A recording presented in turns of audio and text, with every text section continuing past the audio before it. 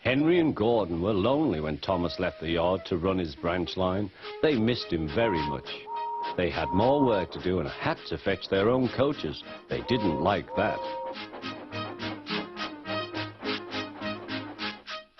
James grumbled too. "We get no rest, we get no rest," they all complained.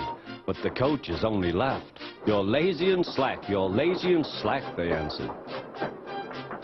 Altogether, the engines were causing the Fat Controller a great deal of trouble.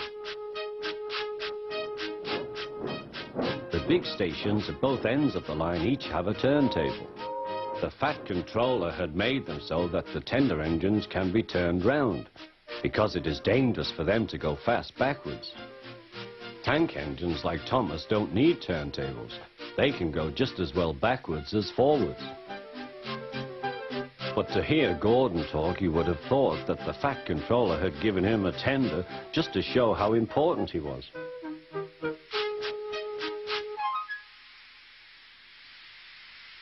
"You don't understand, little Thomas. We tender engines have a position to keep up.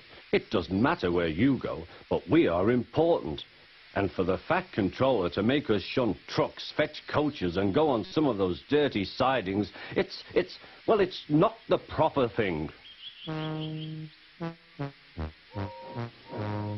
Thomas chuckled and went off with Annie and Clarabelle. "Disgraceful," Gordon hissed as he ran backwards to the turntable. The turntable was in a windy place close to the sea, and if he was not on it just right, he put it out of balance and made it difficult to turn. Today, Gordon was in a bad temper, and the wind was blowing fiercely. His driver tried to make him stop in the right place, but Gordon wasn't trying. The fireman tried to turn the handle, but Gordon's weight and the strong wind prevented him. "It's no good," they said at last. "Your tender upsets the balance. If you were a nice tank engine, you'd be all right. Now you'll have to pull the next train backwards." "Look," called some boys, "there's a new tank engine." "Oh, it's only Gordon back to front." "Hello," called Thomas, "playing tank engines? Sensible engine. Take my advice, scrap your tender and have a nice bunker." Gordon said nothing. Even James laughed when he saw him. "Take care," hissed Gordon, "you might stick too." "No fear," chuckled James, "I'm not so fat as you." "I mustn't stick," thought James. He stopped on just the right place to balance the table. It could now swing easily. Gordon arrived in time to see everything.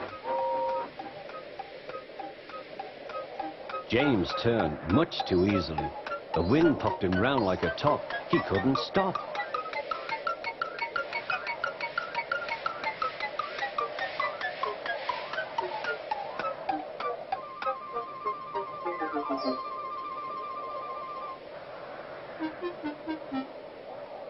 "Well, well," said Gordon, "are you playing roundabouts?"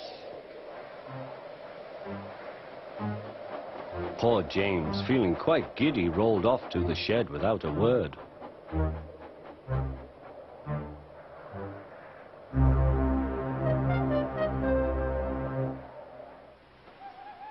That night, the three engines had an indignation meeting.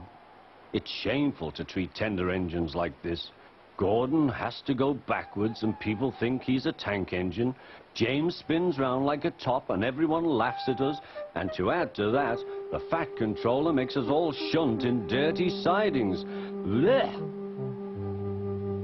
"Listen," said Gordon. He whispered something to the others. "We'll do it tomorrow. The Fat Controller will look silly. The engines are decided to go on strike."